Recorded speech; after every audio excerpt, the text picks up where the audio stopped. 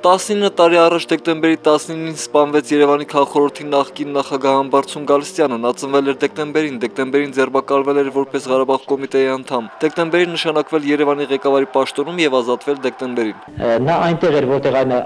անարդարությունը կար, եւ նա համարում էր, որ այդ անարդարությունը չպետք է լինի։ Համբարձում Գալստյանը Հայաստանի քաղաքական դաշտ մտավ որպես Ղարաբաղ կոմիտեի անդամ երկրաշարժից ընդամենը 3 օր առաջ, մոտ 20 օր հետո ձերբակալվեց, կես տարի հետո Մոսկվայի Բուտիրյան բանտից ազատ արձակվեց եւ մյուս անդամների հետ ազատության հրապարակ մտավ մարդկանց ձեռքերի վրա։ Մենք պարտականին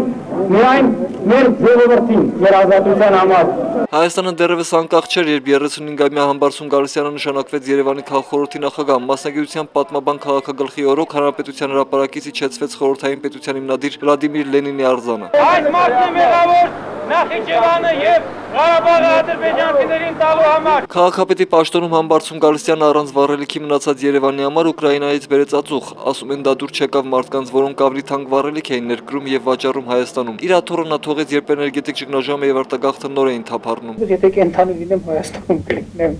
Հրաժարականից հետո նա հոդվածներ էր գրում, միաժամանակ զբաղվում գործարարությամբ։